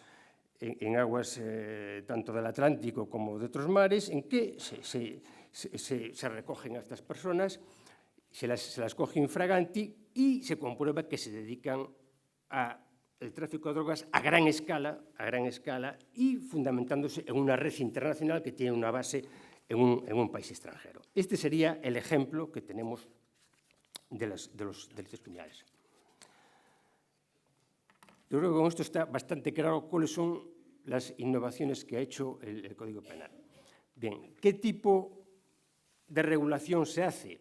Pues bueno, vamos a decir que de los 2 tipos de regulación jurídica que tenemos, agravar los tipos penales cuando son de organización o penarlos separadamente, en la práctica lo normal es que el Código Penal, una serie de preceptos, uno referente a la trata de seres humanos, abuso de agresiones sexuales, prostitución de menores, delitos de carácter pornográfico con menores, descubrimiento y revelación de secretos, propiedad intelectual, hacienda pública, blanqueo de capitales, tráfico ilegal o inmigración clandestina. También, en esta clase de delitos, lo que hace el legislador es agrava el delito normal y pone una pena superior cuando las personas que actúan pertenecen a una organización. Esta es la vía normal en que está castigando el Código Penal las organizaciones. Sin embargo, si nos fijamos en la práctica, cuando se trata del terrorismo etarra, o del GRAPO en su caso, lo que hacen es recogen un precepto específico, que es el 571, y ahí se pena simplemente el hecho de pertenecer a la organización con una pena de 8 a 15 años, que es prácticamente la pena del delito de homicidio, que va de 10 a 15 años, aquí se pena de 8 a 15 años, independientemente de la pena que se le pudiera imponer a estas personas por el delito que cometan, por el delito de secuestro, por el delito de atentado contra la vida, etc. Esto, en cuanto. Por último, ya me han dado una llamada, por lo tanto no quiero extenderme demasiado, voy a utilizar solamente 2 minutos para exponerles cuál es uno de los problemas fundamentales que existen en los delitos de organización. Es el problema de la autoría y de la participación. Los delitos de organización, como ustedes conocen tanto por el tema del terrorismo como por el tema de los tráficos de drogas a gran escala y como por el tema de otra clase de delitos económicos que vemos a veces, hay el problema de que la persona que generalmente dirige la organización o tiene un puesto importante dentro de la organización no suele tocar el delito, no suele cometer a nivel ejecutivo la conducta delictiva. Ante esto se plantea el problema de considerar a la persona que no está en el momento de la ejecución, vamos a poner el ejemplo del terrorismo, el que no pertenece al comando y está dando la orden desde fuera de que se ejecute a una persona determinada o a una persona de un sitio determinado, esta persona en principio no acciona el arma ni, digamos, está en el momento de la ejecución del delito. Entonces se plantea el problema de si estas personas deben de ser condenados, en primer lugar, como un mero inductor, como un partícipe, cooperación necesario, o si podemos condenarlo, que sería lo razonable, como el autor principal, que es lo que es. Bien, ante eso, la doctrina ha acudido a un concepto que, como casi siempre en estos temas de dogmática han aportado los alemanes, que se llama el concepto de dominio del hecho. ¿Qué es el dominio del hecho? El dominio del hecho es la persona que no ejecuta directamente la acción delictiva, pero sí está desde fuera controlando que se ejecute y dando las órdenes específicas para que se ejecute. Con esto, ¿qué quiero clarificar? En primer lugar, la dificultad que hay muchas veces para conseguir saber quién es el autor material que está, o el autor ideológico que está detrás del autor material. Esto es muy difícil a veces conseguirlo a través de la investigación criminal. Y por eso, en gran medida, estos delitos que se llaman de organización, lo que pretenden es que castigar fuertemente, con esta pena en concreto de 8 a 15 años, a personas que en gran medida son los autores, digamos, morales, ideales, etcétera, del delito, pero no lo materializan en la práctica. Es una especie, digamos, de delito compensatorio de lo que no se ha conseguido averiguar ni probar, porque si bien la doctrina del dominio del hecho nos permite castigar a la persona que no ejecuta materialmente el delito, pero sí lo controla y da las órdenes para ejecutarlo, en la práctica esa teoría del dominio del hecho no es como el chicle, o sea, no vale para todo, no se puede estirar hasta donde queramos, sino que tiene que haber una inmediatez temporal mínima entre la persona que está atrás y la comisión del delito. Y, en segundo lugar, no puede, digamos, geográficamente y temporalmente extenderse una dilación grande entre las personas que dirigen y las personas que ejecutan. Y por eso, digamos, la gran labor que está prestando estos delitos de organización como delitos de peligro, porque son auténticos delitos de peligro, no son delitos de daño concreto. La gran innovación del Código Penal es permitir muchas veces, en este caso, en que no se consigue descubrir a quién es la persona que está dirigiendo, que está dando las órdenes para la comisión de un delito, castigarla a través del delito de organización como tipo penal abstracto sin necesidad de acreditar un daño o una orden concreta para que lo cause.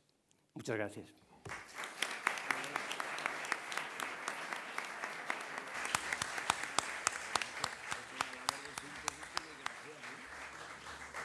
Bueno, como habrán visto ustedes, hemos oído a 4, empleando una terminología muy actual, a 4 cracks del derecho. Empieza el coloquio. Pueden preguntar, identifíquense como es normal y pueden dirigirse a las personas. A Andrés Martínez Arrieta, si hay que hacerle alguna pregunta, estos señores contestan perfectamente. No hay problema. Sí, gracias, José Antonio Otero. Me ha parecido una buena acción lo que ha descrito el fiscal de Galicia en relación a las preferentes. Lo de hacer una acción común para los 43.000, a raíz que lo ibas explicando, me han surgido unas dudas. Yo conozco entidades y empresas importantes con departamentos financieros que han hecho inversiones de bastante volumen en preferentes, que me han confesado que habían percibido en intereses el 70-72% de lo que habían invertido. Conozco personas también, profesionales, que se privaron de hacer esto y han tenido la murga en las tertulias de lo inútil que había sido porque el compañero había invertido y cobraba el 7,5 o el 8 cada año y este otro pues se limitaba al 3 porque no había aceptado la propuesta del banco. Ese tratamiento, ¿a dónde puede conducir en una acción colectiva? ¿O qué sentencia habría que dibujar en esto? Gracias. Bueno, nosotros lo que estamos tratando es con un colectivo determinado, que es un colectivo claro de ahorradores, de personas que han trabajado toda su vida y que han...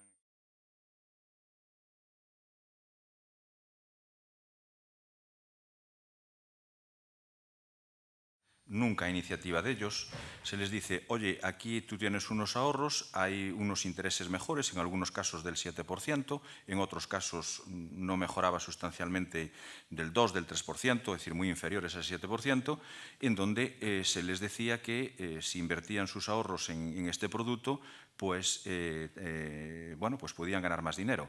Se le daba siempre la información, digamos, más favorable, se le explicaban las bondades del producto, no se le decía nada negativo, no se le decía, por ejemplo, mira, pero esto es un producto perpetuo, mira que esto no vas a poder disponer de él, mira que esto depende de que el banco tenga solvencia, es decir, nada de eso se le decía. Por lo tanto, el engaño está ahí, en una información, además que era obligatorio realizar, porque tanto, ya no por la directiva esta MiFID, que entró en vigor en el año 2007, que fue traspuesta en el 2007, que es una directiva del año 2004, sino que ya recoge claramente los deberes de información, sino la anterior directiva, es decir, antes de esta directiva MiFID, pues se recogía también esta obligación de información, incluso de asesoramiento a la entidad. Aquí lo que estamos es ante un plan de las entidades de recapitalizarse a cualquier precio, por lo tanto, utilizar su red de oficinas, utilizar su red de depositantes, sus depositantes y dar órdenes e instrucciones en ese sentido. Por lo tanto, esto es lo que nosotros calificamos como práctica abusiva y es lo que tenemos que combatir. Evidentemente, puede haber aquí también personas que sabían dónde se metían, que efectivamente son inversores, que sabían el riesgo que corrían, pero a esos no los vamos a defender con la acción de la Fiscalía. Nosotros siempre vamos con los ahorradores. ¿Cómo discriminaremos unos de otros en el proceso individualizado? Bueno, pues el 519 en ejecución de sentencia dice que ahí es donde se hace ese proceso. Entonces, el juez tendrá que dictar un auto en donde tendrá que ver si efectivamente responde al perfil de inversor o responde al perfil de ahorrador. Nosotros incluso en este pleito concreto tenemos ya, digamos, hemos hablado con la entidad en el sentido de que si se encuentra ante un escenario, digamos, de vencimiento, con una sentencia ya en el declarativo condenatoria, como ella ha hecho una declaración de intenciones de que no va a recurrir, y efectivamente lo está cumpliendo de momento en las sentencias individuales, de que no va a recurrir esas sentencias, pues nosotros lo que le propondríamos es decirle, bueno, pues díganos usted, que además tiene la carga de la prueba, quiénes a su juicio estaban informados, sabían dónde se metían, sabían qué producto compraba, y entonces discutimos sobre eso, pero liberamos a la gran mayoría de perjudicados que responden al perfil de ahorrador. Por lo tanto, nos podíamos encontrar con 1.000, 1.500 personas de esas 43.000 que efectivamente podrían responder a ese perfil de inversor y que la entidad sería la que tendría la carga de la prueba y decirnos, no, estos son los que nosotros consideramos que son inversores, por lo tanto, discutamos sobre ello. Y entonces simplificaríamos muchísimo esa ejecución, porque es el escenario de ejecución el que da mucho pánico. Porque ya es individualmente, es como que hay que ir individualmente y tal. Entonces, claro, a cualquier juez le ve ese escenario de ejecución y dice, bueno, es que se me colapsa el juzgado, como efectivamente ocurriría y tal. Pero ¿qué podemos hacer? ¿Colapsar un juzgado o incluso con estas fórmulas no tanto? ¿O que el sistema judicial se inunde de pleitos? De 30.000 pleitos, de 40.000 pleitos, de 50.000 pleitos, y preparar el sistema judicial para hacer eso. ¿Y si fueran 3 millones de pleitos? ¿Qué? ¿Preparamos el sistema judicial para 3 millones de pleitos? Bueno, pues es una tarea tan difícil como la de intentar sacar agua del mar a calderos, ¿verdad? Por lo tanto, creemos que es mucho mejor aplicar la economía procesal, todo lo que esté afectado por un mismo hecho y por un mismo producto, con una forma de comercialización, porque se nos está diciendo muchas veces es que cada caso es un mundo, cada caso tiene sus particularidades. Aquí no hay particularidades porque la forma de comercialización fue exactamente igual y el producto tóxico es el mismo producto bancario. Y el señor de la entidad, el director de la entidad tal, no comercializó de distinta manera que el de la otra entidad, porque las instrucciones eran de carácter general. Estamos ante la contratación en masa, la economía masa y los abusos en masa y las ofensas en masa que se producen a través de este tipo de fórmulas. Por lo tanto, nuestro sistema judicial tiene que tener instrumentos procesales de reparación masiva, si no, ¿dónde estamos? sino la pregunta es ¿dónde estamos si no tenemos este tipo de instrumentos? El derecho norteamericano ya desde los años 40 tiene las acciones de clase, de tal manera que, para que todo el mundo lo entienda, por ejemplo, si cualquiera de nosotros compramos un vehículo, ese vehículo al cabo de 2 meses tiene un defecto de fabricación, como normalmente habrá sido, habrá sido construido en una cadena de producción, pues lógicamente todos los vehículos de esa cadena de producción, si hay 3 millones de vehículos, estarán afectados por el mismo defecto. Entonces, ¿qué decimos? Le decimos al sistema judicial, prepárese para 3 millones de demandas. Eso no, es absurdo. Entonces, todo lo que esté basado en ese mismo defecto, en esa misma circunstancia y en ese mismo origen, efectivamente puede ser ventilado a través de una sola acción. Y eso es la esencia de las acciones de clase del derecho norteamericano, o las esencias después los brasileños crearon la acción civil pública en la que legitiman al Ministerio Fiscal para defender intereses difusos. Intereses difusos significa no solamente en materia de consumo, sino también, por ejemplo, en materia medioambiental. Estamos celebrando ahora un juicio del Prestige, por ejemplo, en donde tendremos que demostrar una culpabilidad para conseguir una condena penal con toda la dificultad y la laboriosidad que eso tiene. Pero si nosotros tuviéramos también una acción civil medioambiental que se basara en responsabilidad objetiva, pues a lo mejor este tema del Prestige lo resolveríamos mucho mejor por una acción civil. O sea que muchas veces una acción civil es un instrumento reparador mucho más eficaz que incluso una acción penal. Entonces, bueno, estas son cuestiones que nosotros tendremos que plantearnos, tendremos que mirar hacia nuestro proceso civil y decir si tendremos que hacer alguna modificación para hacer frente a todas estas ofensas masivas derivadas del derecho de consumo, ¿no? Sí, buenas tardes, soy Félix Mondelo, abogado. Vamos a ver, yo quería efectuar dos preguntas. Si existiendo un consenso, como parece que existe, y el moderador así lo ha expuesto desde el inicio en el tema de las preferentes, de que esta comercialización ha supuesto una verdadera estafa, quiero preguntarle al fiscal por qué no se ha decantado por ejercer una acción penal contra los administradores de las entidades a las que ha denunciado en vía civil. Y en segundo lugar, quiero felicitar expresamente al fiscal por haber promovido esta acción, a pesar de que nos ha perjudicado a los abogados, porque se ha llevado 43.000 clientes. Y también le quiero decir que el cauce adecuado para dirimir este procedimiento, yo entiendo que no es el proceso verbal, porque el proceso verbal, las limitaciones que tiene son evidentes. Incluso, si se encuentra con un juez un poco riguroso, no le va a dejar siquiera al fiscal informar, porque el cauce lo impide. Entonces, yo quisiera que me dijera por qué optó por la acción civil y no por la acción penal, porque es evidente que ha resultado una estafa. Y también quería decir a la valiente intervención de don Joaquín, no me acuerdo del apellido, Jiménez, que nos ha dicho que he querido entender, ¿no?, que el abogado tiene que volar sobre encima de la ley, respetando la ley, pero...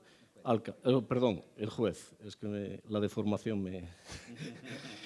Entonces, ¿en qué se va a apoyar a la hora de dictaminar un fallo cuando la ley no prevé una solución que hay que buscarla fuera?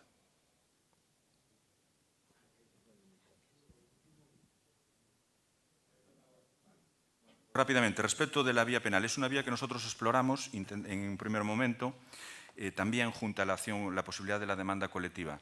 Entonces decidimos decantarnos por la acción colectiva, que considerábamos que en el caso de los directores, porque muchas veces dicen, ¿la estafa quién la cometió? Los directores, y hablamos de estafa. Hombre, los directores no tenían ánimo de lucro, obedecían órdenes, ni tampoco ellos, de alguna manera, pues no... En fin, no eran los que dirigían el tal. En todo caso, otra cosa es que pensáramos en la dirección comercial y en los que planificaron todo eso. Bueno, en lo que sí derivamos a la vía penal fueron hechos concretos. Por ejemplo, donde algunos contratos en los que, por ejemplo, no estaban firmados, otros en los que el propio afectado decía que esa no era su firma, otros en donde una cartilla infantil se convirtió en preferente sin permiso de los padres o tutores. Bueno, pues en esos casos muy limitados y contados sí han sido derivados a la vía penal porque podía apreciarse a lo mejor una estafa, una falsedad en documento mercantil, etcétera. En el caso de los directores, consideramos que no había estafa Y en el caso de porque ya nos presentaron denuncias en relación con, digamos, con los máximos ejecutivos de estos productos, bueno, de estas entidades. Entonces, bueno, ahí hoy mismo se pronuncia la Fiscalía en el caso de Bankia entendiendo que tampoco hay estafa. Es una de las últimas noticias que leí antes de venir para aquí. Por lo tanto, no considera eso de la estafa piramidal y tal, no considera que existiera. La Fiscalía General está pendiente de que la Audiencia Nacional se pronuncie en relación con las denuncias concretas que le han presentado. Digamos que también yo creo que va a ser bastante difícil, eso nos llevaba a un terreno dificultoso de prueba, y salvo que estuviéramos en un escenario después de la reforma del 2010 del Código Penal, porque ahí sí tenemos la responsabilidad penal de las personas jurídicas, el artículo 31 bis, y entonces nos permitiría, sin necesidad de dirigirnos contra una persona física, dirigirnos directamente contra la persona jurídica y, por lo tanto, imputarle este resultado en relación con su falta de culpa invigilando por no haber controlado el proceso de comercialización realizado por parte de sus ejecutivos.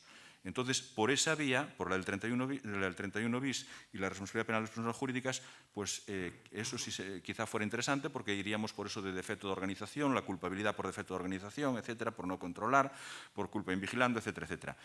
Entonces, consideramos que era mucho más interesante ir por esta vía y, en todo caso, desde el punto de vista de la Fiscalía, hoy veo que la Fiscalía General pues, suscribe este punto de vista en relación con Bankia y, por lo tanto, las últimas noticias son que no considera tampoco estafa respecto de los ejecutivos. Después, eso también nos planteaba otra cuestión que entendían los denunciantes, que por elevación había que también pasarle cuentas a la Comisión Nacional del Mercado de Valores y al Banco de España por no haber cumplido con sus funciones de supervisión. Entonces, bueno, pues ahí se planteaba todo ese escenario y creímos que iríamos mucho más rápido por esta vía civil, como de momento está siendo más rápida.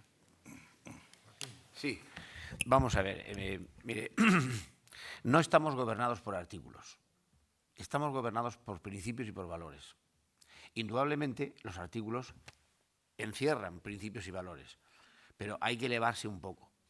Y no hay que ir a... Yo antes hablaba de esa figura del juez normópata que va a ras del suelo y no se levanta y que cualquier problema, si no está exactamente previsto en la ley, es cosa del legislador.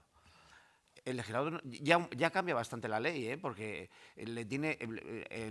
cualquier legislador, español me refiero, del color que sea, a la ley que le tiene menos respeto es al Código Penal, que es, después de la Constitución, la ley más importante que hay. Pero claro, la política criminal en este reino parece que solamente empieza y termina en el Código Penal. Esta mañana también lo decía Soledad. Dos ejemplos concretos un poco a voz de pronto. Artículo 89 del Código Penal. Decía, no en la redacción actual, la después de la última reforma, sino la anterior. Los delitos sancionados con pena que no superior a 6 años, se acordará la expulsión inmediata del preso. Se ha cambiado, ahora dice, previa audiencia. Fue el Tribunal Supremo, la Sala Segunda, quien en varias sentencias dijo esto no se puede acordar de una manera automática. ¿Por qué? Porque, en primer lugar, los delitos de menos de 6 años no son delitos graves. El extranjero que ha cometido un delito se entiende que no está de una manera ilegal, pero puede tener arraigo en este país, puede estar casado, puede tener hijos. Por lo tanto, hay un conflicto de intereses entre ha cometido un delito, se le va a expulsar, lo cual, por otra parte, es una prima también con relación a los nacionales, porque el primer delito le sale gratis porque se va a su país. Entonces se dijo, no, lo comentamos, está declarado en varias sentencias de la Sala y el legislador, por una vez en la vida, nos sorprendió haciéndonos caso y diciendo que ahora que sí, que efectivamente hay que arbitrar bien durante la sentencia, bien en ejecución, un proceso más o menos contradictorio para ver si está justificada la expulsión porque carezca de arraigo y demás. Porque puede haber otros bienes, otros valores en conflicto superiores al hecho de la mera expulsión, que se hace por razones puramente utilitarias, por otra parte. Y además con una cierta inutilidad porque la posibilidad de regreso es evidente. Otro caso, el tema de las dilaciones indebidas. Era un derecho constitucional o una prevención que estaba en la Constitución, está en el artículo 24, pero no tenía ningún reflejo en la normativa legal. Fue utilizando las atenuantes analógicas que se ha estado aplicando. Hubo algunos quiebros en la jurisprudencia de la Sala, me imagino que ya los conoce y demás, pero hoy ya está como atenuante ordinaria, muy cualificada, en fin, está reconocido. Quiero decir con eso que la ley es un enunciado abstracto y hay una variable. ¿Cuál es la variable? La variable es el caso concreto. La variable es el caso concreto. Entonces, no hay dos casos iguales. Entonces, hay que hacer el ajuste y, evidentemente, la justicia, el juez no es creador de la norma, no es la Escuela Libre de Derecho, no. El juez bastante tiene con ser creador de justicia, en ese caso concreto. Un juez, si de algo tiene que ser un desafío, es ser un verdadero juez de paz. Es decir, un juez que pacifique ese conflicto, sobre todo en civil, sobre todo en los temas de familia que nos decía esta mañana, pero también en penal. Y el efecto perverso que a veces se comete por esa aplicación normópata de la ley es, pues, acordar por un delito en la prisión, pues porque no se le ha dado un indulto, en temas de drogadicción, una persona que está totalmente rehabilitada. Aquí hubo un caso muy resonante, muy notorio, no recuerdo, un chaval, un señor ya mayor, que ingresó, bueno, iba a ingresar, estaba totalmente rehabilitado, era una sentencia ya antigua, por lo menos no reciente, y por una presión social, una legítima presión social, finalmente el Consejo de Ministros dio un indulto. Unas veces los da de una manera graciosa y otras veces hay que arrancárselos. Pero bueno, aquí es un tema también de lo de la clase de delincuentes y delincuencia de clase, ¿eh? Creo que le he respondido.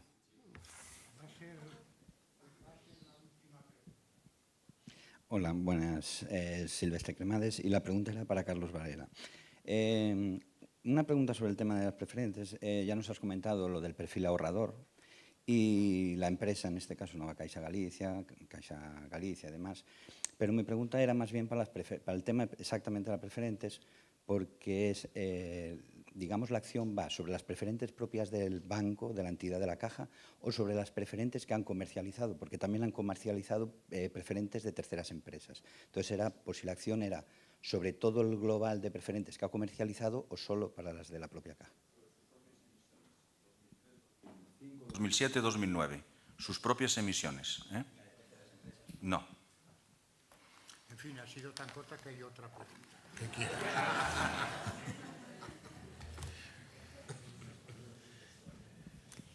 Hola, buenas tardes. Elba Campo, abogada. Mi pregunta también es en relación con las preferentes. La primera intervención del público casi quedó resuelta, pero la cuestión es la siguiente. Se plantea una acción de cesación que puede también llevar una declaración de nulidad, si no entendí mal. Si no lleva esa declaración de nulidad, es mi primera pregunta, ¿la Fiscalía va a continuar con un proceso nuevo donde solicite la nulidad o quedaría abierta ya la vía de cada uno de los particulares que sigan su proceso? Y creo haber entendido de la respuesta a la primera intervención que en el caso de que se declare la nulidad, la ejecución también va a ser colectiva. Simplemente confirmar si es así. Muchas gracias. Incorporada también una nulidad, porque si se declara, por ejemplo, en este caso, que hubo una práctica abusiva, no tiene sentido hacer una declaración platónica de que hubo una práctica abusiva, pero aquí no pasa nada. Entonces, lógicamente, el juez, y aplicando además estas sentencias del Tribunal de Luxemburgo, pues el juez de oficio tiene que declarar la nulidad. Por lo tanto, nosotros entendemos que con la acción de cesación podemos también llegar a determinar que esa práctica abusiva, sus efectos siguen vigentes todavía y que, lógicamente, en el caso de que sea declarada como tal práctica abusiva, conllevaría también la nulidad y eso implicaría, por lo tanto, la restitución también de los depósitos. De todas maneras, nosotros, en principio, cuando intentamos ejercer la acción de cesación acumulada a las otras dos, fue cuando el juez de primera instancia nos dijo es que eso se puede hacer en condiciones generales de contratación, pero no se puede hacer si se va por el texto refundido de la ley del 2007. Entonces, nosotros, claro, a nosotros nos parece absurda esa interpretación en el sentido de que son de mejor condición las cláusulas abusivas de condiciones generales que las de la ley del 2007. Entonces, ahí lo que vemos es que hay un defecto de sistemática y de conexión integral de las dos normas y que podía permitir al juez interpretar que ahí pues, hay ese problema y que el fiscal estaba legitimado también para ello. Bueno, en todo caso, como al final la audiencia le dio la razón, en este caso al juez de primera instancia, vamos con la acción de cesación, pero vamos a pedir también que se declare la nulidad incluso de oficio por el propio juez, aplicando pues toda esta doctrina del Tribunal de Luxemburgo y basada en la Directiva Comunitaria 9313 de consumo, donde está dejando estas cosas bastante claras, ¿no? Bien, Hemos terminado. Les convoco para mañana a las 10:30, que podrán oír dos interesantísimas conferencias sobre temas de una actualidad rabiosa. Los efectos penales de la circulación viaria y los delitos o infracciones que se cometen a través de Internet. Hasta mañana y muchas gracias.